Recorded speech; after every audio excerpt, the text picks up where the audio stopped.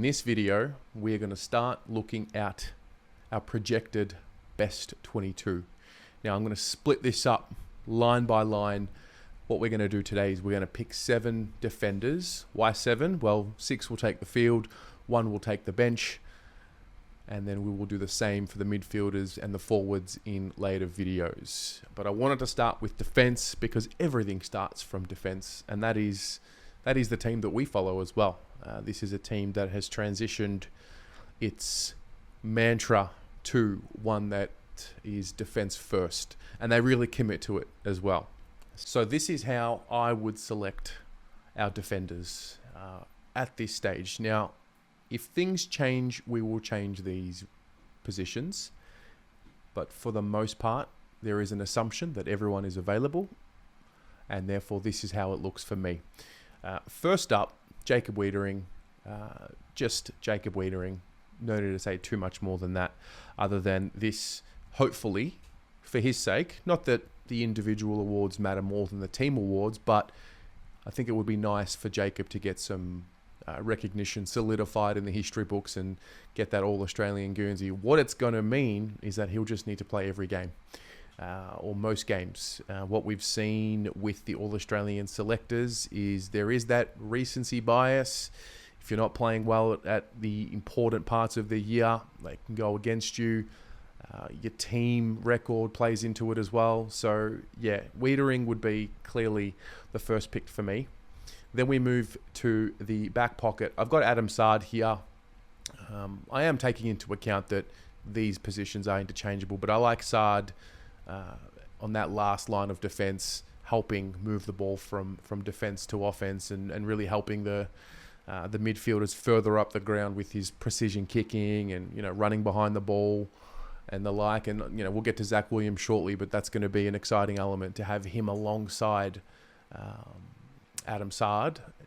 That's going to be very, very good for us. I think they'll complement each other very well.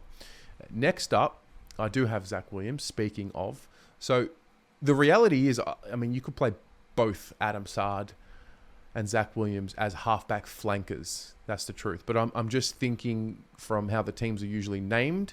And I'm also thinking, when it comes to kick-ins, I think Zach Williams will take a lot more. I remember when he was playing for us, he was doing that a lot. So I'm led to believe he will start there. But again, they will move and they will run off. But I think they will start deep and start the chain from that position.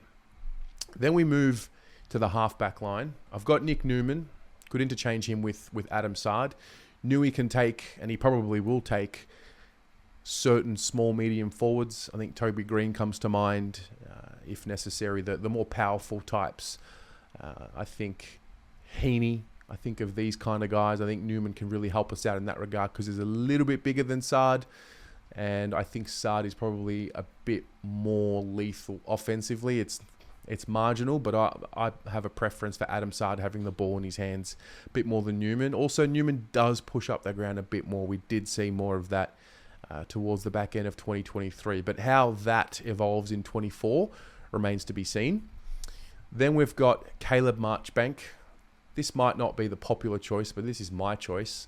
Such is how I rate him. 193 centimeters, pretty agile, can play on talls, can also play on smalls if necessary.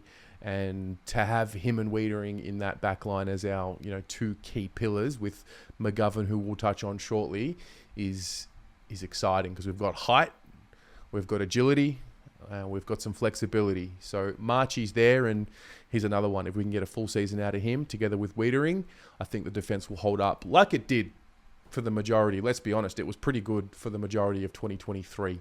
There weren't too many games where we let it slip. We only allowed 50 more points than St Kilda, who was the best when it came to team defense.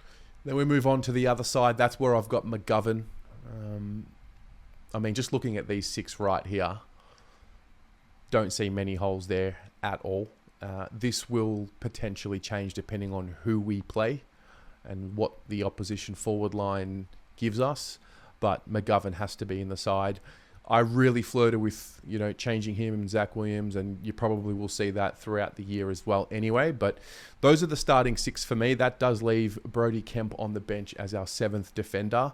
And it's tough because Alex Cincotta, Jordan Boyd, these types, these are guys that have done nothing wrong. They've performed well. They've played their roles. Will they play in 2024? I guess they will. I would assume that they will. But for me, going into a season, knowing what can happen, having everyone available all the time is very, very difficult to achieve. But if everyone was available, these are the best in my view. So this is my back seven. A few omissions here. I mentioned two just now. Now, Sam Doherty's the other one. I actually don't have him in my defense for this series. I will put him in the midfield. Spoiler alert. So Sam Doherty, but obviously he can play behind the ball and he can fit in anywhere here. That's the truth. I mean, if you took out Brodie Kemp, for example, and put Sam Doherty as that seventh or whatever, there's your seven. I struggle to find holes in that. I really do. So when I look at this seven, when I look at who we would come up against, I mean, let's talk about small forwards, medium forwards, and key forwards or tall forwards. When it comes to small forwards, who in this seven can play on the dangerous small forwards? Well, we've seen Newman do it. We've seen Saad do it. We've seen Zach Williams do it on occasion. The medium types, I would say Newman, Marchbank, Kemp. And then those taller types, you've got Wiedering there. You've got Marchbank there, who's 193, as I mentioned. McGovern's 190.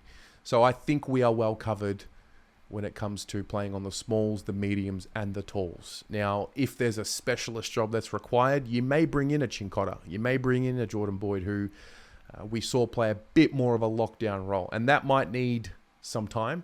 I think this seven in itself will need some time to get going because they haven't played as a back six on the field with that extra just yet. So, interesting.